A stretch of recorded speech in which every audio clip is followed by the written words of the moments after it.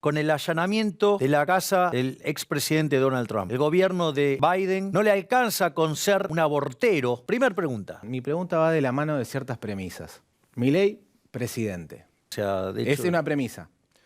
Director, por favor. Hola, ¿qué tal? Soy de Gabriela de Rosario. ¿Cómo va a ser para gobernar sin el apoyo del Congreso? Qué linda pregunta. Mi nombre es Matilda. ¿Por qué cree que la mujer estaría mejor en una estructura liberal que en una con tendencias socialistas? Y vos, digamos, si le estás dando una discriminación positiva es porque considerás que es menos. Me parece muy denigrante. Digo, si sos buena, sos buena. Ahora estás vulnerando el principio de no agresión, no estás respetando el proyecto de vida del prójimo. Mande el video. Hola, soy Nilda Maya de Cañada de Gómez. Vamos a la próxima pregunta. ¿Cómo encararías el pago de las deudas del país? ¡Viva la libertad, carajo!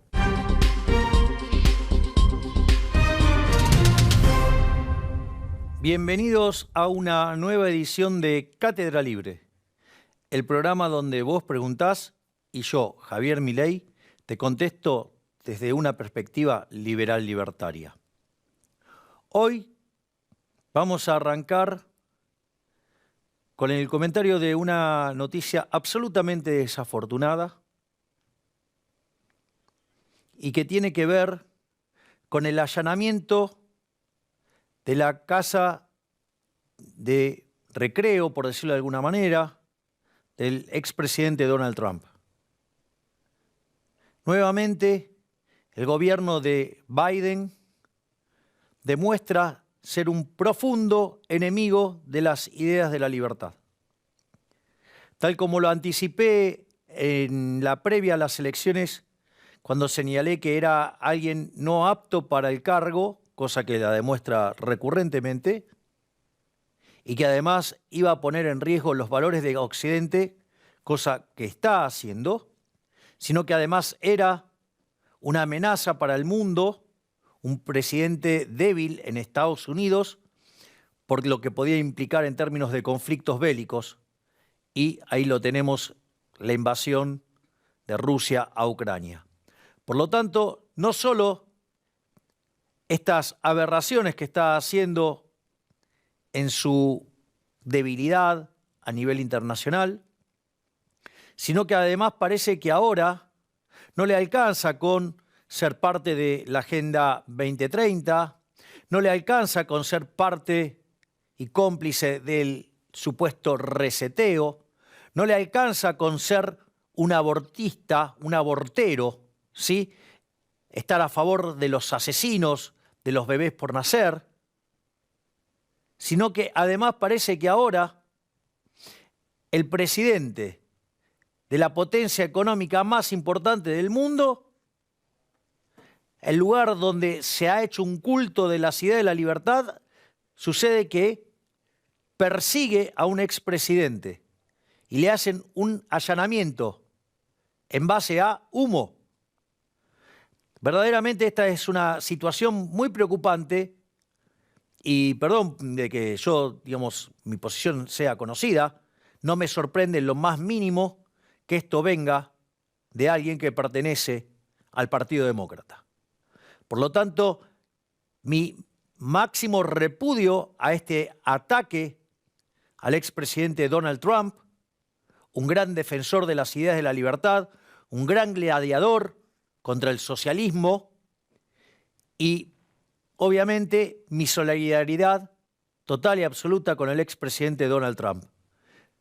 Hecha esta pequeña introducción, vamos a pasar a las rondas de preguntas y respuestas. Vamos a tener preguntas aquí en el piso y vamos a tener preguntas que vienen de videos que nos van enviando de distintos lugares del país y del mundo. Por lo tanto, también sepan que pueden enviarnos sus videos con las preguntas y nosotros acá, con lo mejor que tenemos, trataremos de dar una respuesta lo más adecuada posible. Así es que bueno, iniciamos con la ronda de preguntas. Primer pregunta. Hola, mucho gusto, Javier. Mi nombre es Gastón Soldano. ¿Qué tal, Gastón? Y le quería hacer, mi pregunta va de la mano de ciertas premisas. Milei, presidente. Estamos trabajando para eso. Vamos. Libre elección de la moneda. Estamos trabajando para eso. La dolarización se hace, es un hecho. ¿Bien? Es un hecho en Argentina, o sea, de hecho... Es una premisa. Se erradica la inflación de la Argentina. Yo no soy economista, pero volverían los créditos hipotecarios a largo plazo por al tener una moneda fuerte y al ya no tener una inseguridad tanto bancaria como jurídica, ¿no? La pregunta va de la mano de, teniendo en cuenta que hay 200.000 millones de dólares aproximado en el colchón de los argentinos fuera del sistema bancario, ¿no? O fuera del sistema argentino, ¿no? Y ahora al tener esta seguridad, paulatinamente irían volviendo, ¿no? ¿Qué piensa del fuerte impacto que va a tener esto en la economía? Y qué es lo que piensa una persona como usted, que es especialista en crecimiento económico. Bueno, ahí vos estás mencionando muchos temas muy importantes. Es muy importante el tema de reconocer que Argentina ya no tiene moneda. Una moneda tiene que tener 3 características. Ser reserva de valor. El peso argentino claramente no lo es. Si vos tenías en el año 2001 100 pesos, que eran $100, hoy tenés 33 centavos de dólar, si te quedaste en pesos. Otra muy importante es que sea unidad de cuenta, es decir, que los precios se determinen en esa moneda. Y esto lo voy a también ligar después con el tema de los créditos hipotecarios. Si vos te fijas, cuando haces transacciones de casas o de bienes de capital muy importantes, los precios en realidad están determinados en dólares. De hecho, las transacciones se hacen en dólares. Se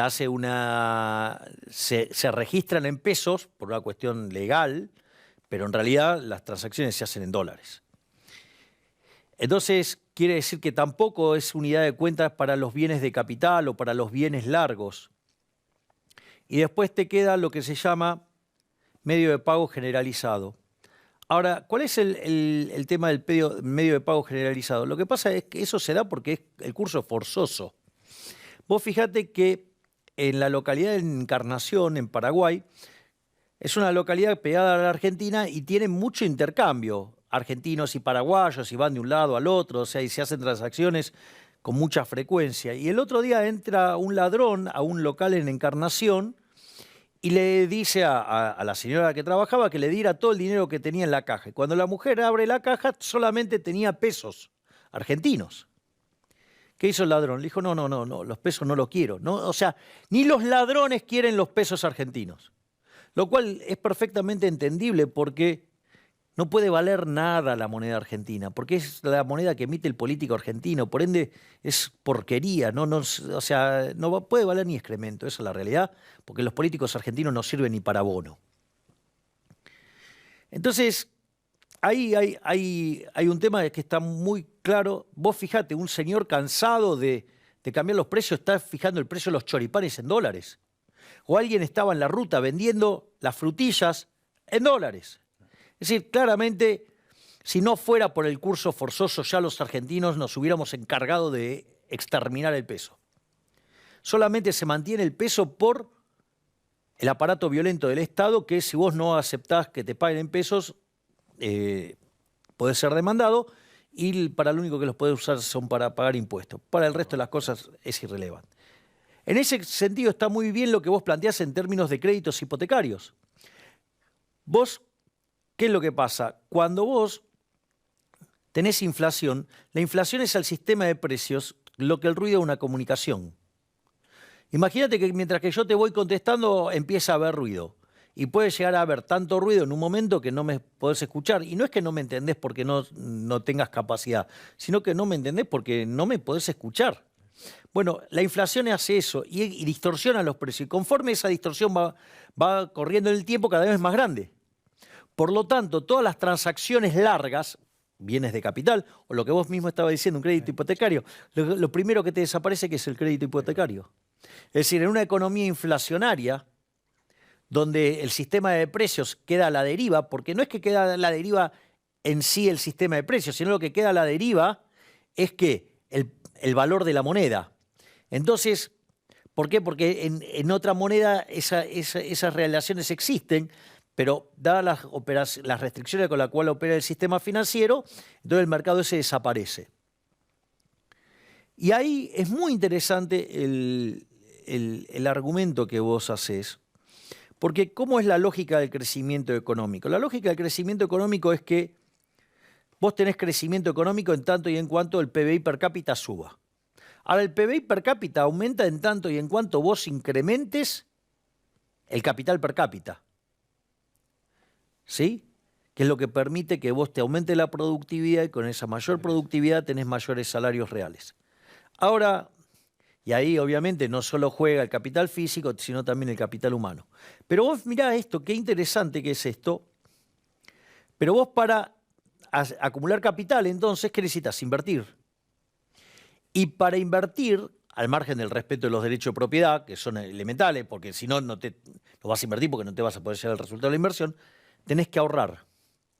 Y esto es una de las cosas que yo suelo señalar, que vos pasaste la estimación de mínima de lo que los argentinos tienen en el colchón. En realidad hay otras estimaciones que consideran que el dinero fuera del sistema de los argentinos son 418.000 millones de dólares. Para ponerlo en otros términos, si vos mirás el PBI argentino en términos de tipo de cambio paralelo, estamos hablando del 133% del PBI. Y si vos hablás del caso de lo que es el PBI al tipo de cambio oficial, estaríamos hablando de cerca del 80% del PBI per cápita, del PBI, perdóname, de Argentina.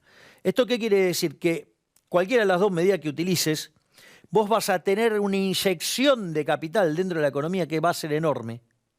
Y esa cantidad de crédito lo que va a permitir es un boom, ¿sí?, de inversión y obviamente también de consumo. Y eso lo que va a generar es en especial todo lo que tiene que ver con la inversión, va a generar un fuerte crecimiento económico. Entonces, en ese contexto, yo soy muy optimista porque no solo que vamos a erradicar con la inflación, esto no es un tema menor porque la inflación no solo que es un impuesto al pobre, es altamente regresivo, porque pega entre 25 y 30 veces más fuerte a los que menos tienen. La explicación técnica de por qué pasa eso tiene que ver con lo que se llama el efecto Hume-Cantillon. ¿Por qué? Porque el que recibe el dinero primero, recibe dinero de hoy con precios de ayer. Y el que lo recibe último, paga con los precios de hoy, por lo tanto, pierde mucho dinero. Además, cuando vos quitás la inflación, se termina la distorsión de precios, por lo tanto, estás asignando bien el capital. Y en esa conjunción de elementos, vos lo que tenés es que te va a permitir un mayor crecimiento económico. Y todo ese crédito va a ser una fuente de financiamiento de un proceso de crecimiento absolutamente virtuoso. Por lo tanto, un excelente punto el que has levantado. Muchas gracias. Gracias a vos y vamos a la próxima pregunta. Creo que vamos ahora al corte, en realidad, y cuando volvemos venimos con más preguntas en Cátedra Libre.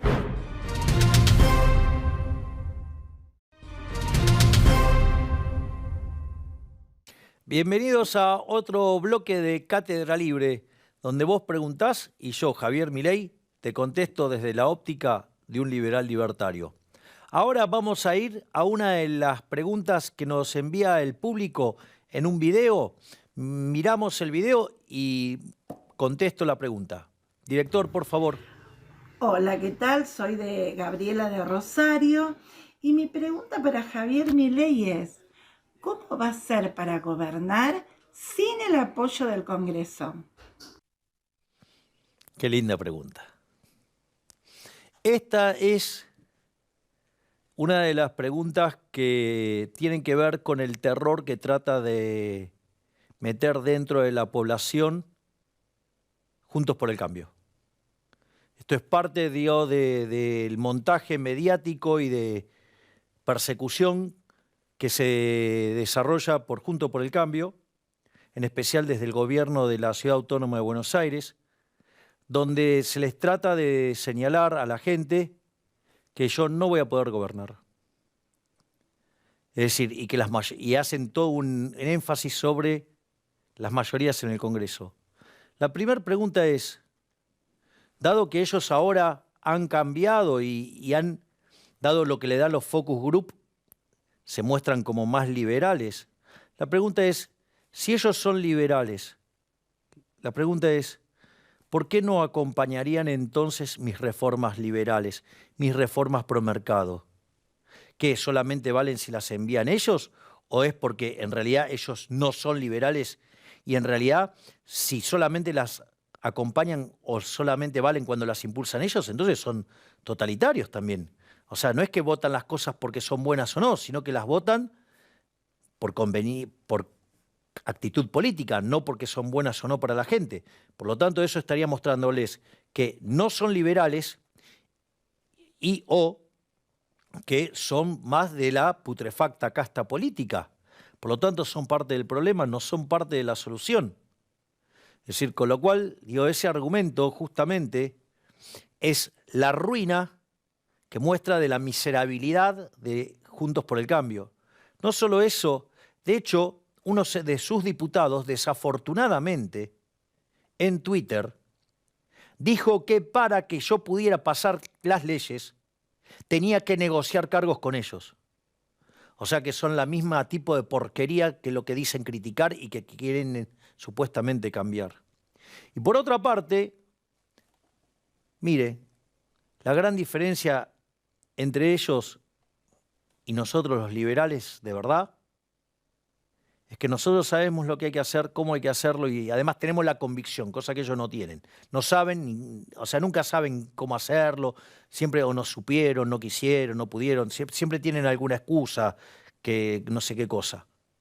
Bueno, nosotros sabemos lo que hay que hacer, cómo hay que hacerlo y estamos convencidos y tenemos la convicción de hacerlo y las agallas. Y cuando yo quiera pasar alguna reforma que la Cámara no me la deje pasar, llamaré a consulta popular y los expondré frente a la población. Imagínense este evento tan hermoso de querer enviar la reforma financiera y monetaria que termine con la eliminación del Banco Central y me lo bloqueen. Es interesantísimo. ¿Por qué? Porque voy a llamar a consulta popular y voy a exponer que ellos son los enemigos de la gente. Ellos son los que quieren robarle a la gente con el impuesto inflacionario. Ellos son los que quieren la esclavitud. Ellos son los que quieren arruinar a los argentinos. ¿Por qué? Porque a ellos lo único que les importa es enriquecerse ellos y los carguitos. Esa es la realidad. Así es que no tengo ningún problema, que hagan lo que quieran. Yo no voy a doblegarme en lo que tiene que ver en conseguir la agenda de la libertad. Porque yo voy a lograr que Argentina se ponga de pie y reinicie el proceso de reconstrucción que la va a volver una potencia mundial de nuevo. Vamos a la próxima pregunta. Mi nombre es Matilda, ¿Qué de tal, Capital Matilda? Federal. Muy bien. Bueno, la pregunta es, ¿por qué cree que la mujer estaría mejor en una estructura liberal que en una con tendencias socialistas? Bueno, excelente pregunta, la verdad que muy buena pregunta. Fíjate esto, lo que es la causa original del feminismo, a mediados del siglo XVIII, ¿quién fue el impulsor de esa causa? Jeremy Bentham, es decir, un liberal. Es decir, no hay nadie que haya levantado mejor la causa del feminismo que los liberales, porque a mí por eso me gusta siempre mencionar también la definición del liberalismo de Alberto Venegas Lynch, hijo, que es: el liberalismo es el respeto irrestricto del proyecto de vida del prójimo, basado en el principio de no agresión y en defensa del derecho a la vida, la libertad y a la propiedad, cuyo máximo logro que ha tenido el liberalismo es la igualdad ante la ley. Y justamente toda esa pelea que arranca Jeremy Bentham era para que justamente las mujeres tuvieran el mismo trato frente a la ley, es decir, la igualdad ante la ley. Eso es lo único que vos debés asegurar. Ahora, cuando vos te encontrás con las versiones socialistas del feminismo, todo este feminismo reloaded, a mí me parece verdaderamente denigrante y ofensivo y agresivo para con la mujer. Porque vos lo único que necesitas es la igualdad ante la ley. ¿Sí? Y si vos lo que necesitas solamente es igualdad ante la ley, Vos no necesitas derechos por encima del derecho a la vida, a la libertad y a la propiedad. Entonces, cuando vos empezás con todo el feminismo reloaded, ¿cuál es el problema? El problema es que para mí eso menoscaba a la mujer. Porque, ya sea o porque te hagan salir 20 pasos adelante, que de alguna manera tenés que conseguir esos 20 pasos adelante, o llevar a otros 20 pasos para atrás, todo ese proceso no solo que es violento para el que, digamos, tiene que financiar los 20 pasos adelante o los 20 o el castigo al que tiene que dar los 20 pasos para atrás, sino que además es como que es denigrante. Porque entonces quiere decir que te tienen que dar, en inglés se llama affirmative action, o discriminación positiva. Y vos, digamos, si le estás dando una discriminación positiva es porque considerás que es menos. O sea, a mí me parece muy denigrante. O sea, me parece que la versión socialista del feminismo, es decir, desprestigia a las mujeres, las denigra, o sea, les quita su verdadero valor. Es decir, ¿me entendés? Vos para tu trabajo, vos podés ser buena y ¿qué? Digo, seas hombre, mujer, lo que sea, ¿qué importa? Digo, si sos buena, sos buena. Y en ese sentido, me parece que los socialistas han deformado esto. Pero esto es un resultado de lo que es el posmarxismo, o lo que se llama marxismo cultural en términos políticos, que tiene que ver que luego de la caída del muro, la lucha de clases, los socialistas la cambiaron de lugar. Como fracasaron en lo económico, y el fracaso económico fue tan estrepitoso, lo llevaron a otros terrenos. Entonces, por ejemplo, una es el feminismo, o sea, hombres contra mujeres.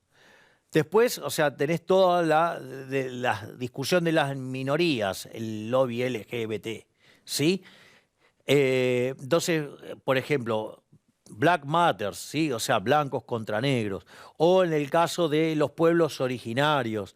Es decir, cuando en realidad el liberalismo se ocupa de la más pequeña de todas las minorías. Justamente, se ocupa del individuo.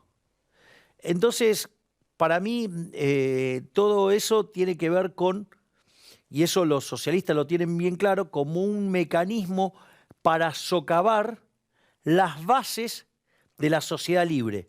Porque cuando alguien te da un derecho, más allá del derecho a la vida, a la libertad y a la propiedad, se lo tienen que sacar a alguien. Y entonces, ahora estás vulnerando el principio de no agresión y por lo tanto no estás respetando, ¿sí?, el proyecto de vida del prójimo. Entonces, en ese contexto, me parece que la mejor forma de realización de las mujeres es abrazar más las ideas de la libertad, más el ideario liberal, no, digamos, todo este feminismo reloaded 2.0 de base socialista que lo único que hace es generar odio. Es decir, y lo único que hace es perjudicar a las mujeres. Y cuando no es lo suficientemente efectivo en perjudicar a las mujeres, entonces termina arrastrando con restricciones también a los hombres.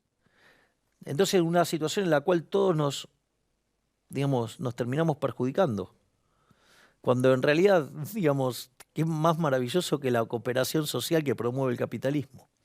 Así es que, bueno, en ese sentido, me parece que la única forma de progresar y sacar lo mejor que uno tiene de uno mismo es justamente en el contexto de la libertad. Cercenar la libertad, castigar a otros, digamos, no se es más rico, digamos, vos no sos más sana en salud porque enfermaste a otro. Y me parece que esa es la clave. Por lo tanto, la única forma de realización y de prosperidad y bienestar es en libertad y jamás en la represión que significan todos los regímenes colectivistas.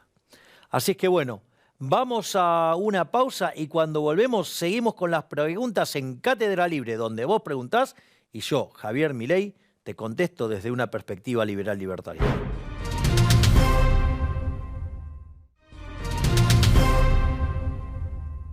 Bienvenidos a otro bloque de Cátedra Libre. Seguimos con las preguntas y respuestas. Ahora vamos a un video que nos envían con una nueva pregunta. Director, por favor, mande el video. Hola, soy Nilda Maya de Cañada de Gómez.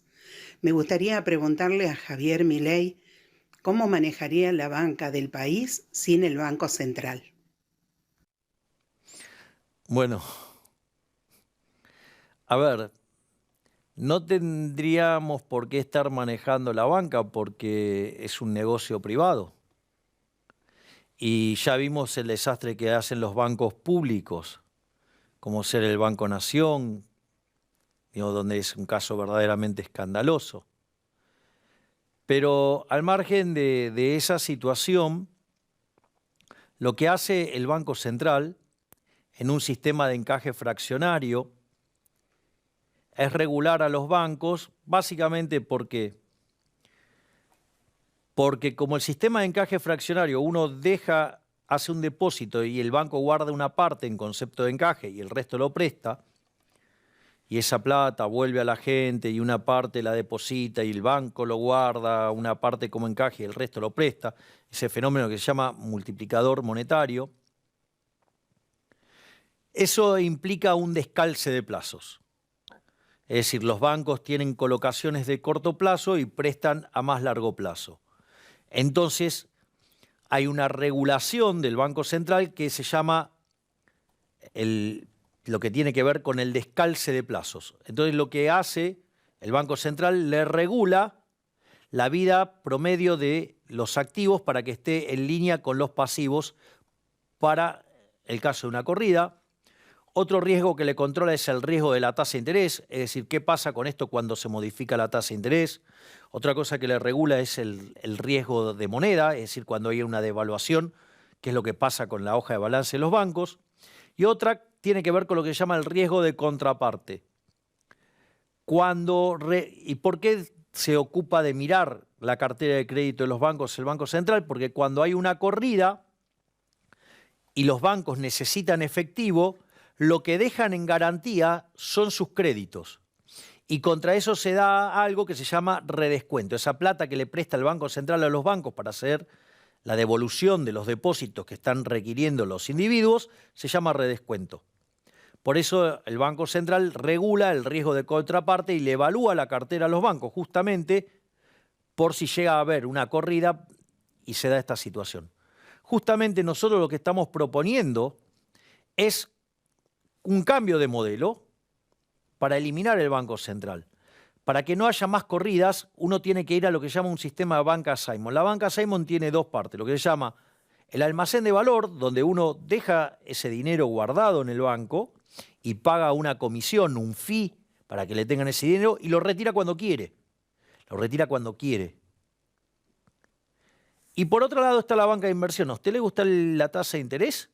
Hay un dicho que dice, si te gusta el durazno, bancate la pelusa. Bueno, esto es igual. Entonces hay que ir y correr riesgos por tasa de interés. Nosotros además, no solo que estamos proponiendo este modelo de banca, que obviamente como es anticorrida, el modelo va a ser libre, donde lo que suceda con cada operación va a quedar en la órbita de los individuos y no se va a socializar, sino que además, otra de las cosas que vamos a hacer es lo vamos a offshoreizar, es decir, que sea offshore. ¿Para qué? Para que de ninguna manera se pueda meter adentro del sistema el Estado. Por lo tanto, teniendo un sistema anticorrida, la imposibilidad legal de la intromisión del Estado, pueden tener banca libre y no necesitan tener Banco Central.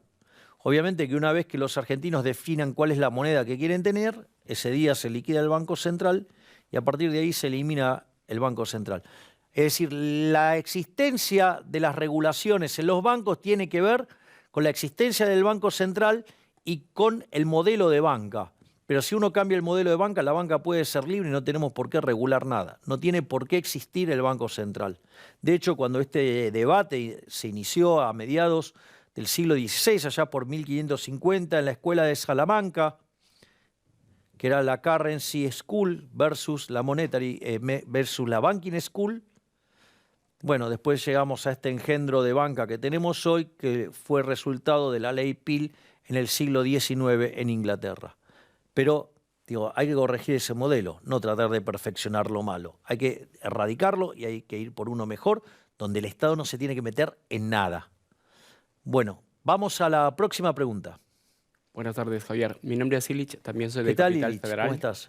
Bueno, la pregunta sería, en el caso hipotético que llegarías a bajar los impuestos, ¿cómo encararías el pago de las deudas del país y qué harías con los planes sociales?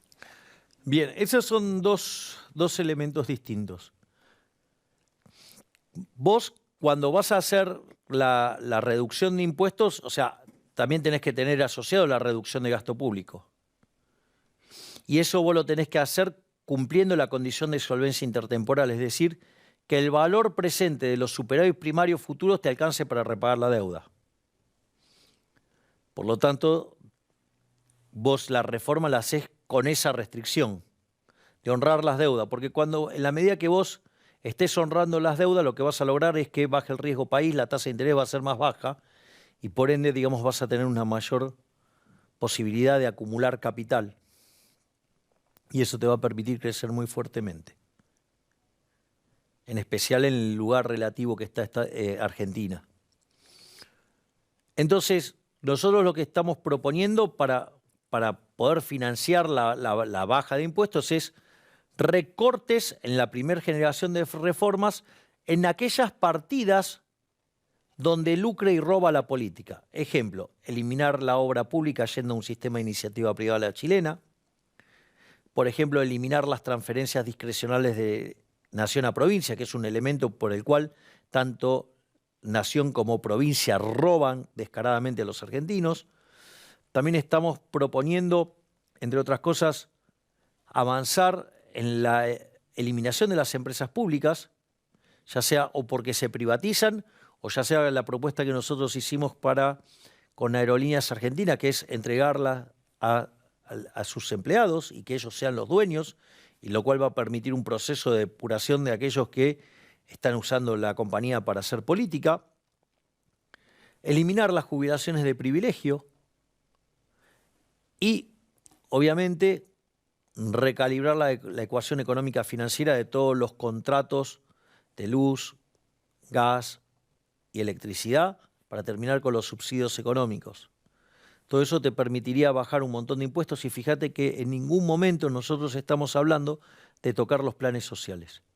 Los planes sociales en realidad van a ser parte de las reformas de segunda generación en un contexto donde vos bajaste el gasto público, bajaste impuestos, flexibilizaste el mercado laboral hacia adelante, abriste la economía y además hiciste una reforma financiera y monetaria que extirpe la inflación.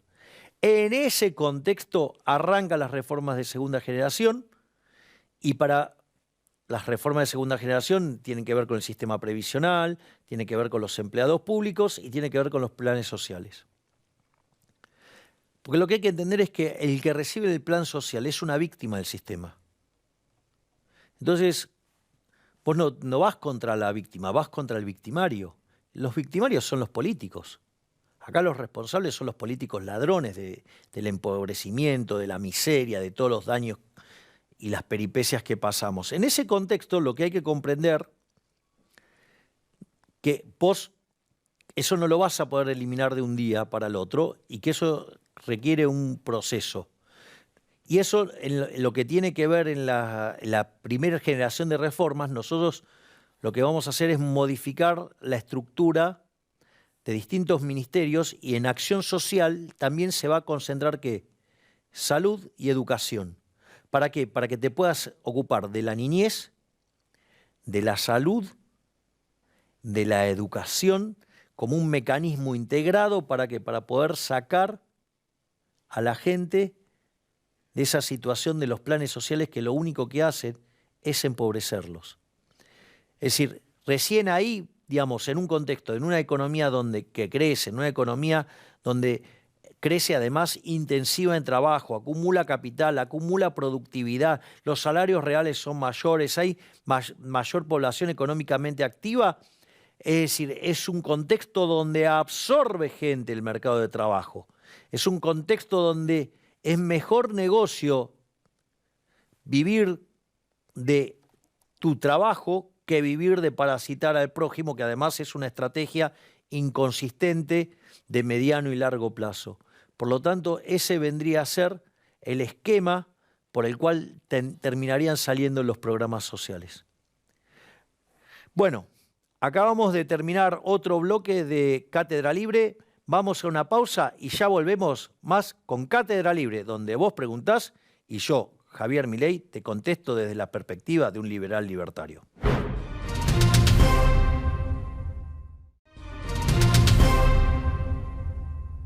Bienvenidos a este último bloque del Cátedra Libre del día de hoy.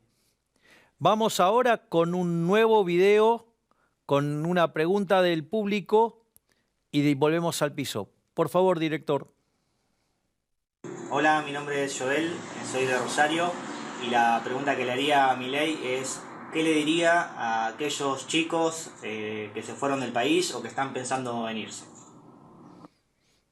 Bueno, esta es una de las preguntas más duras, pero los carteles que han diseñado, a pesar de que el jefe de gobierno de la Ciudad Autónoma de Buenos Aires los mande a sacar, dicen Milei o Ezeiza. Es decir, Argentina tiene futuro. Es decir, existe un futuro mejor, ese futuro es posible, pero solamente ese futuro mejor es posible si, solo si, es liberal. Es decir, ninguna solución colectivista va a arreglar la vida de los argentinos. Por lo tanto, si la solución sigue siendo más colectivismo, esa es la salida. A aquellos que agarran y ponen todos estos temores que le infunden Juntos por el Cambio desde Uspallata, es decir, donde está la sede del gobierno de la Ciudad Autónoma de Buenos Aires, si ese es el temor que tienen, les aviso que sus hijos, sus nietos se van a ir del país. Ahora hay una forma de revertir esto. Esto se revierte con crecimiento económico. Porque yo recuerdo cuando hacía la campaña, me encontraba en los barrios postergados y en los barrios más acomodados, la demanda siempre era la misma. En los barrios más acomodados era que los chicos se van del país. En los barrios más postergados, las madres con temor porque los hijos se metieran en la delincuencia o en la droga y terminaran muertos. Eso se resuelve con crecimiento económico y solamente se puede crecer e ir a un mayor bienestar abrazando las ideas de la libertad. No por nada en aquellos países donde hay más libertad, son 8 veces más ricos que los reprimidos y hay 25 veces menos de pobre en el formato estándar y 50 veces menos en el formato extremo. Por lo tanto, sí hay solución, pero solamente si esa solución es liberal. Cualquier versión colectivista lo único que va a hacer es que en 50 años seamos la villa miseria más grande del mundo. La única diferencia es que con los socialistas de buenos modales quizás tardamos un poquito más, nada más. Pero la única solución es liberal. Es decir, si hay liberalismo, vale la pena. Para el colectivismo, lo tienen en Cuba, lo tienen en Corea del Norte. Nadie va a esos lugares. La gente va hacia los lugares liberales. Vamos a la próxima pregunta acá en el piso. Hola Javier, yo soy Martín. ¿Qué tal, Martín? De acá de Buenos Aires, bien. Y mi pregunta es, a mí me gusta mucho la concepción en términos de darle poder al individuo en educación con los vouchers. Ahora, yo me pregunto, ¿cómo sería en educación eso? ¿En educación? Perdón, en salud. ¿Cómo sería eso en salud? Perdón. En salud. Mira, esto es muy interesante lo que estás preguntando. Vos sabés que a fines del siglo XIX, Argentina tenía el mejor sistema de salud del mundo. ¿Y cómo se organizó el sistema de salud argentino? No estaba a la mano del Estado, fue hecho por los propios individuos. ¿Cómo se generó? Por un lado, se agrupaban por colectividades. Entonces, por ejemplo, vos tenés el hospital alemán, el hospital francés, el hospital español, el hospital italiano, que tiene que ver con las distintas, digamos, personas que venían de distintos lugares del mundo a la Argentina, y así es como armaban su propio sistema de salud. Esa era una parte. La otra parte era, se agrupaban por tipo de trabajo. En ese contexto, ¿cuál fue la primera obra social más grande de todas? La fraternidad. ¿Por qué? Porque el negocio más importante o el sector más importante que tenía la economía, ¿cuál era? El ferrocarril, el ferroviario. Otra parte del sistema de salud tenía que ver con el campo. Eso es muy, muy importante porque ¿cuál era el problema de los que trabajaban en el campo y las familias que estaban en el campo? Que si tenían algún problema de salud, hasta que llegaban a la parte urbana, eso podía ser determinante en la vida del ser humano involucrado en esa situación.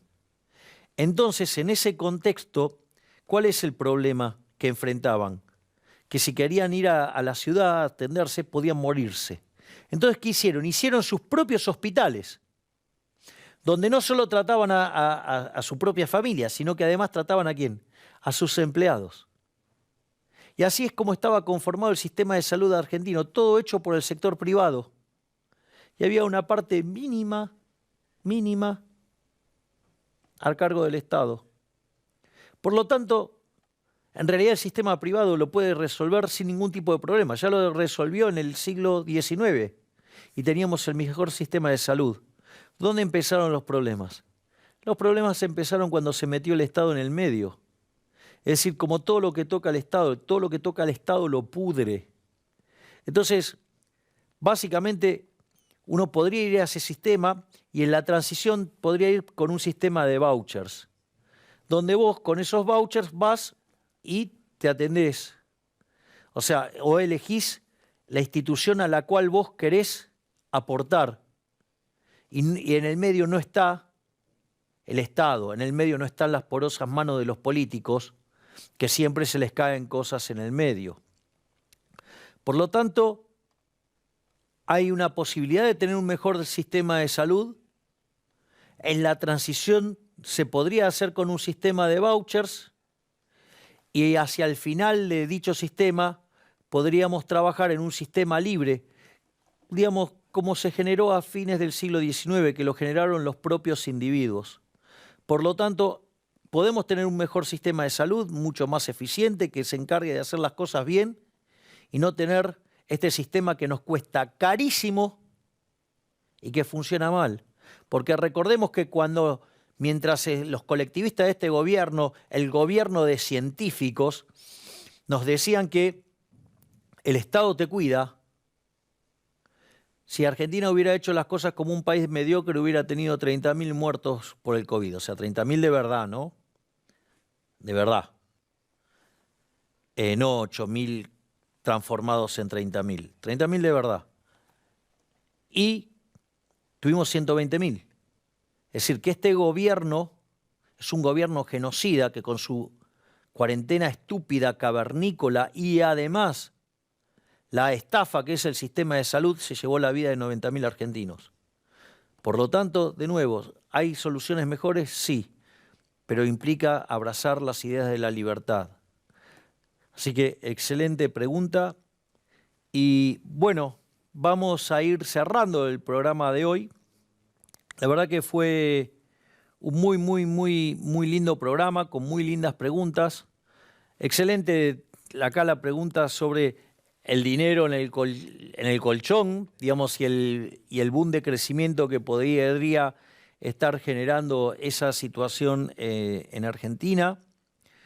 También una hermosa pregunta acá de la representante de las mujeres en este programa sobre el feminismo liberal versus el feminismo socialista y cómo el feminismo socialista implica una degradación de la mujer, implica denigrarla y que en realidad la mejor forma de que las mujeres puedan prosperar y ver sus sueños plasmados en la realidad tienen que ver con la libertad, porque para ser exitosas no necesitan oprimir a nadie, porque lo pueden hacer solas, sin ayuda de ningún burócrata. Después analizamos también el tema de la baja de impuestos y cómo lidiar con el tema de los programas sociales y con el tema de la deuda. Ahí expliqué cómo bajar el gasto público yendo sobre los privilegios de la política para que esto no afectara los derechos de sectores vulnerables, ¿sí? Ya sea los beneficiarios de los planes sociales, o que no impactara sobre los jubilados, o que no implicara una drástica reducción de los empleados públicos, y que eso sí se podía hacer, se podía bajar mucho los impuestos, avanzando en una reducción del gasto público en aquellos lugares donde roban directamente los políticos, y que el tema de los planes sociales debería encararse ya sobre la última, digamos, lo que se llaman las reformas de segunda generación, pero con una construcción del Ministerio de Acción Social para poder darle salida a esos programas en el largo plazo. Y también tuvimos la pregunta sobre el sistema de salud, la cual verdaderamente también es importante para ir pensando la lógica de una sociedad libre. Así es que, bueno, con esto vamos cerrando el programa del día de hoy, donde hemos tenido unas muy hermosas preguntas. Han sido muy interesante el debate. También fueron muy interesantes las preguntas que hemos recibido del público. Esperemos que nos sigan enviando estas preguntas para que desde distintas partes del país y de distintas partes del mundo nos puedan seguir consultando y nosotros vamos a seguir dando estas respuestas. Así es que les agradezco mucho que me hayan acompañado en una nueva edición de Cátedra Libre, donde vos preguntás y yo, Javier Milei, te voy a contestar desde la perspectiva de un liberal libertario. Muchísimas gracias. ¡Viva la libertad, carajo! A la mierda los malditos empresarios, a la mierda sodomitas del capital. Basta de basura keynesiana.